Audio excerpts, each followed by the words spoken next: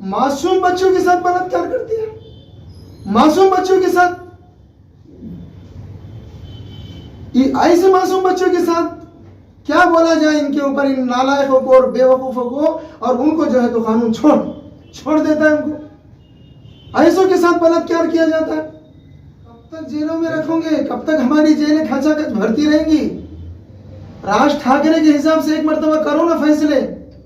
राज ठाकरे साहब ने क्या कहा कि 2-4 लोगों को, मैं कह रहा हूं कि 2-4 अगर इस स्टेट में, महाराष्ट्र स्टेट में 2-4 बलात्कारियों को अगर सजा दी जाए और हर स्टेट के अंदर 2-4 लोगों को अगर सजा दी जाए तो इंशाअल्लाह 1 महीने के अंदर पूरे बलात्कारी रुकेंगे साहब, 1 महीने के अंदर, बहुत ज्यादा टाइम नहीं लगेगा। पुलिस का भी झंझट खत्म हो जाएगा, पुलिस वालों को भी सर का दर्द खत्म हो जाएगा, वकील लोगों का भी हो जाएगा, जज लोगों को भी क्या फैसले सुनाना, जेलर लोगों का भी सर दर्द खत्म हो जाएगा। जेलर लोगों की भी जरूरत नहीं इतने लोगों को अंदर रखने की, इंशाल्लाह पूरे जेलें जो है तो हमारी जेलें खाली हो जाएंगी।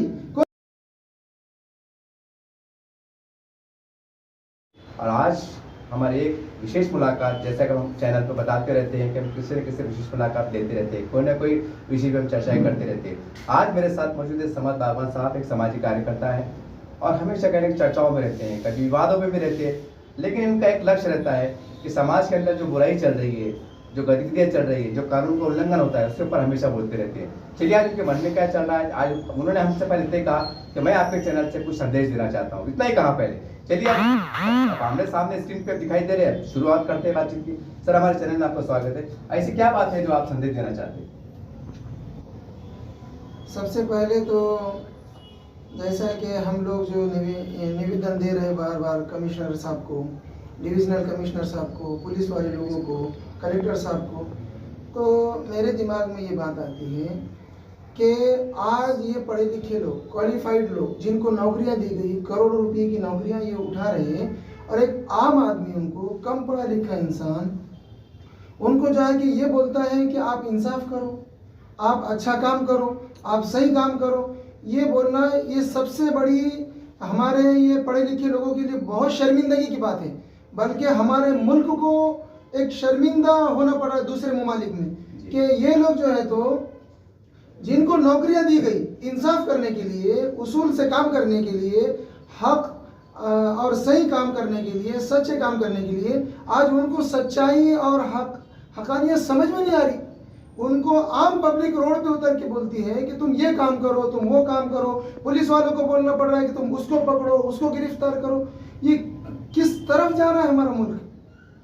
बड़े अफसोस की बात है, मैं यहीं पर बहुत दिलों से गौर कर रहा हूँ और मैं ये बोलना भी नहीं चाहता था, लेकिन मेरे समझ नहीं आ रहा कि हमारा मुल्क किस दिशा में जा रहा है जी। मुझे इस बारे में बड़ी फिक्र है और हमसे ज़्यादा, एक आम पब्लिक से ज़्यादा, हमारे उन पढ़ाने वाले स्कूल्स और कॉलेजेस जो हैं, इनको थोड़ा सोचना चाहिए कि हम जो प्रोडक्ट निकाल रहे हैं, क्योंकि हर प्रोडक्ट जो निकलता है वो स्कूल से निकलता है, कॉलेज से निकलता है।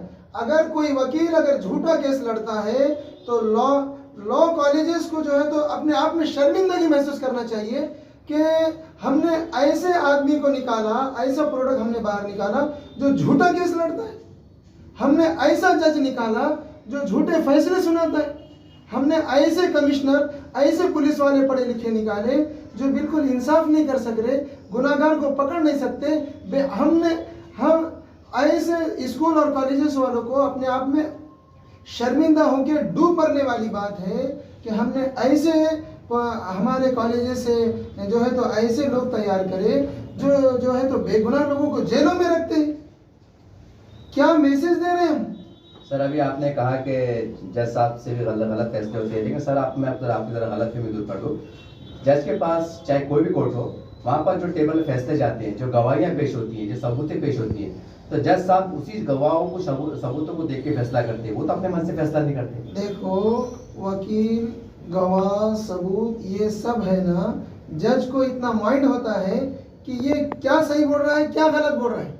कुछ फैसले उसको जज भी उसको क्रॉस करके भी कर सकता है, लेकिन नहीं कर रहे। जबकि आम पब्लिक समझ रही है कि ये फैसला गलत हुआ, ये जो झूठा केस वकील साहब लड़ रहे हैं, ये जो फैसला हो रहा है गलत हो रहा है, ये जज साहब को भी समझता है, कर सकते विरोध। ऐसे 2-3 मैटर मैंने वो जज साहब का मुझे नाम नहीं पता है, अच्छा, लेकिन उन्होंने जो है तो वकील को क्रॉस किया और वकील को भी क्रॉस किया और सामने जो खड़े हुए थे मुद्दई लोग उनको भी कहा कि ऐसा नहीं हो सकता, उनको भी कहा कि ऐसा नहीं हो सकता, ऐसा बोल बोल के जो है तो उन्होंने उनको कैंसिल कर दिया और सही फैसला सुनाया उन्होंने। एक इल्ला माशाअल्लाह जो है तो ऐसे भी जज हैं और ऐसे भी वकील हैं जो बिल्कुल ईमानदारी से केस लड़ते हैं और ईमानदारी के फैसले सुनाते हैं। वो वकील जज के हाथ में है कि सामने वाला सही बोल रहा है गलत बोल रहा है, ये उसको अच्छी तरीके से समझता है। ऐसा बहुत सारा हमारे ममालिक में चल रहा है और मैं बोलना चाहूँगा हमारे दलित समाज को कि ये जो कानून है, ये जो संविधान है, डॉक्टर बाबा साहेब अम्बेडकर का साहब का ये बनाया हुआ जो कानून है, ये जो संविधान है, इसकी हिफाजत करना आपकी जिम्मेदारी है। अगर आपने इस कानून की हिफाजत नहीं की और सामने वाले वकील को ये जाके नहीं पूछा कि भाई आप गलत फैसला क्यों सुना, गलत केस क्यों लड़ते हो, और कोई जज से जाके ये नहीं पूछा हमारे दलित समाज के लोगों ने और अम्बेडकरवादी लोगों ने कि भाई आपने ये जज साहब को ये नहीं पूछा कभी कि आपने ये गलत फैसला क्यों सुनाया, तो ये कानून एक दिन ऐसा हो जाएगा कि पेपर की रद्दियों में बिकेगा साहब। यकीन मानो आप, मेरी बात आपको भले कड़वी लगे, आपको चुभेंगी मेरी बात, लेकिन आप मेरी बात को यकीन मानो कि कुछ लोग इस कानून को जो है तो गलत ठहरा के, गलत फैसले सुना के, गलत केस लड़के ये बताना चाहते हैं कि ये कानून कायदे सब गलत है, ऐसा दिखाना चाह रहे पब्लिक को। क्योंकि दूसरे ममालिक वाले जब ऐसे गलत फैसले होंगे तो इसको हमारे ये कानून को, संविधान को जो है तो गलत ठहराएंगे कि यहाँ सब गलत फैसले होते हैं और गलत कानून लड़ा, ये कानून बराबर नहीं है, ऐसा समझा जाएगा और धीरे धीरे इसको कमजोर करके एक दिन इसको खत्म कर दिया जाएगा। सर लेकिन जो हमारे मुल्क की ये आज की जो पार्टी बोलो या ये कुछ लोग हैं ऐसे, ये संगठन के लोग जो इसको बिल्कुल ख़त्म कर देना चाहते कि अम्बेडकर साहब का कानून बिल्कुल हमारे मुल्क में न चले, जो ऐसा चाहते हैं उनको ये पूरा पूरा मौका मिल रहा है और वो एक दिन ऐसे ही थोड़ा थोड़ा करके गलत, ये गलत, वो गलत कर करके जो है तो बाद में इसको गलत ठहरा के इसको ख़त्म कर देंगे। मेरी बात को आप ध्यान में लाओ।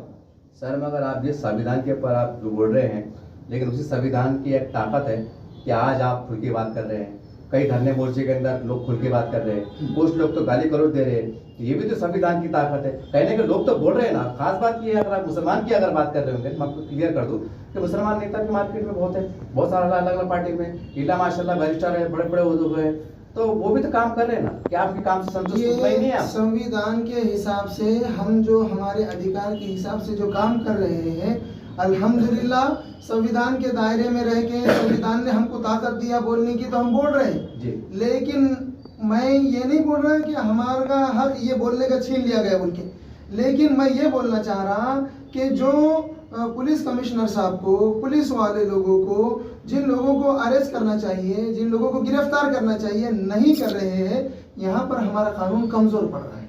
मैं ये बोलना चाह रहा हूँ, हमारे को कुछ बातें, हमारे को पूरा पूरा इसका सपोर्ट है, हमारे को ताकत मिल रही बोलने की, बोल तो रहे, लेकिन इसके आगे जो कार्रवाई होना चाहिए वो क्यों नहीं हो रही? सही फैसले, सही काम क्यों नहीं हो रहा?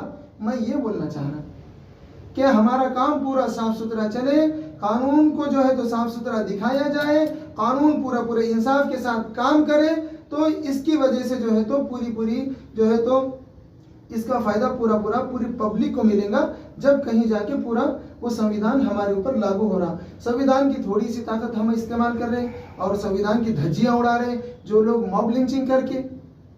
उनके वास्ते क्या करा कानून ने आज? क्यों नहीं पकड़े जा रहे? वो हल्की फुल्की कलम लगा के, छोटे मोटे उनके ऊपर पेनल्टी लगा के उनको क्यों बाहर निकाला जा रहा है? अगर गुनाहगार लोगों को कड़ी से कड़ी और मजबूत सजा दी जाए तो गुनाहगारी खत्म हो जाएगी हमारे मुल्क से, इंशाअल्लाह पूरे मुल्क से गुनाहगारी खत्म हो जाएंगी। दूसरे मुमालिक में गुनाहगारी की जो सजा है, हमारे राज नागरी साहब ने एक मरतबा कहा था कि ये जो लोग बलात्कार कर रहे हैं, चाहे किसी का भी करो और कोई भी करो, ये जो लोग बलात्कार कर रहे हैं इनको एक मर्तबा कड़ी सी सजा दे के देखो, इंशाअल्लाह पूरे बलात्कारी खत्म हो जाएंगे हमारे मुल्क से। अगर एक एक स्टेट में 2-2, 3-3 जगह पर भी अगर सजा सही ढंग से दी जाए, जो राज ठाकरे साहब ने कहा था इस पिछले एक उनका स्टेटमेंट है, क्या वो सजा क्या बोले थे? सजा डायरेक्ट उनको उनकी गर्दनें काट दो बोल के बोल दिए थे। फांसी जैसा। फांसी दे दो, चौराहे पे लाके उनकी गर्दनें काट दो सबके सामने, ताकि सबके सामने अगर ये सजा उनको दी जाएगी ना, तो फिर दूसरे लोगों को जो है तो वो गुनाह करने की हिम्मत नहीं होगी साहब। आज हिम्मत बढ़ती चली जा रही, बलात्कारियों को छोड़ा जा रहा है, मासूम बच्चों के साथ बलात्कार करते हैं, मासूम बच्चों के साथ, ऐसे मासूम बच्चों के साथ क्या बोला जाए इनके ऊपर, इन नालायकों को और बेवकूफों को, और उनको जो है तो कानून छोड़ देता है उनको, ऐसों के साथ बलात्कार किया जाता है। लेकिन सर आप बहुत से केसेस में आज हम देख रहे हैं कि बहुत से बलात्कारी आज जेल में बंद हैं, उनके ऊपर कड़े, सरकार को सोच रही है कि उनको कड़े से कड़े सजा दे, इसका भी कहने के नए हालात में सुझाव चल रहे हैं। इनको कब तक जेलों में रखोगे, कब तक हमारी जेलें खचाखच भरती रहेंगी? राज ठाकरे के हिसाब से एक मर्तबा करो ना फैसले। राज ठाकरे साहब ने क्या कहा कि 2-4 लोगों को, मैं कह रहा हूं कि 2-4 अगर इस स्टेट में, महाराष्ट्र स्टेट में 2-4 बलात्कारियों को अगर सजा दी जाए, और हर स्टेट के अंदर 2-4 लोगों को अगर सजा दी जाए, तो इंशाअल्लाह 1 महीने के अंदर पूरे बलात्कारी रुकेंगे साहब, 1 महीने के अंदर, बहुत ज्यादा टाइम नहीं लगेगा। पुलिस का भी झंझट खत्म हो जाएगा, पुलिस वालों को भी सर का दर्द खत्म हो जाएगा, वकील लोगों का भी हो जाएगा, जज लोगों को भी क्या फैसले सुनाना, जेलर लोगों का भी सर दर्द खत्म हो जाएगा। जेलर लोगों की भी जरूरत नहीं इतने लोगों को अंदर रखने की, इंशाल्लाह पूरे जेलें जो है तो हमारी जेलें खाली हो जाएंगी, कोई जरूरत नहीं है इनको रखने की। इतना गड्ढे के गड्ढे जो है तो कोरोना के अंदर संभाले पड़े हुए हैं, केस चलते चले जा रहे हैं, दादा का केस लड़ा हुआ, पर पोते को जो है तो वो केस जो है तो फैसले सुनाए जा रहे हैं। जरूरत ही नहीं इतने गड्ढे जमा करने की, तुरंत फैसले दो, साफ सुथरा काम करो। सर आपको, जैसा आप चुनाव भी आने वाले हैं, तो वैसे भी हम सोशल मीडिया पे देख रहे हैं कि आजकल हिंदू मुस्लिम ज़्यादा देखने में जा रहा है, तो आप क्या अपील करना चाहेंगे? जो आज हिंदू मुस्लिम देखा जा रहा है, कहने के हमारा देश कमजोर हो रहा है, समाज कमजोर हो रहा है, इसके ऊपर आप क्या बोलेंगे? ये जो हिंदू मुस्लिम कर रहे हैं ना, तो सबसे पहले क्या करे, इतना गंदा और भद्दा भाषण देता है वो 1.5 फुटिया, क्या नाम है उसका, जो भी है, हाँ जो भी उसका नाम है, अरे मेरे पैजामे के कपड़े में उसका पूरा ड्रेस बन जाएगा, लेकिन इतना मस्ती में जैसे बातें कर रहा हूँ, वो भी और उसका भाई भी। ये पुलिस ने छूट दी असल में, और पुलिस उनसे क्यों डरी मुझे पता नहीं, पुलिस उन पे कार्रवाई क्यों नहीं कर रही, इतने सारे अल्फाज उन्हें बोल रहा, खुले अल्फाज है, कार्रवाई बिल्कुल होनी चाहिए। अब इसको क्या आम पब्लिक पुलिस वालों को जाके बोले कि तुम कार्रवाई करो, तो कार्रवाई करेंगे क्या? और मैं बोलूं कि आम पब्लिक क्यों बोल रही है इनको? अरे ये तो चाहते हैं एक मर्तबा मुसलमानों के खिलाफ बोलो और फेमस हो जाओ, चर्चे में आ जाओ, शोहरत में आ जाओ। और हमारे मुसलमान भी इतनी बेवकूफ़ी कर रहे हैं, अरे जो अपना गलीज खा रहा है उसका कभी नाम नहीं लेने का, उससे करता कभी देखने का नहीं है, उसके फोटो बना के बैनर बना के फिर रहे गलियों में। अरे वो तो अरे मेरी माँ एहतजाज है, लेकिन ये काम जिसको दिया हुआ है, जो डिपार्टमेंट का काम है, वो क्यों नहीं कर रहा? मेरा वही सवाल आ रहा ना बार बार। मतलब ये एहतजाज की जरूरत नहीं आना चाहिए, एहतजाज की जरूरत बिल्कुल नहीं आना चाहिए।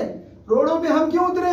अरे जी अगर आप मुझे बताओ, मेरी बहन बेटी का कोई बलात्कार करे, मेरी बहन बेटी पे, माँ पे कोई बड़ा इल्जाम रखे, मैं उसका कहीं नाम लेते फिरूंगा क्या? नहीं। मैं उसकी फोटो बना के बैनर लगा के फिरूंगा क्या? गली गली रोडों से फिरूंगा क्या? आप बताओ मुझे।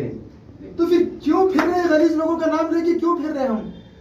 क्यों हमारे लाखों करोड़ों लाखों रुपए जो है तो डाल के बैनर छपा रहे, फोटो बना रहे, और उसकी फोटो सर के ऊपर लेके फिर रहे?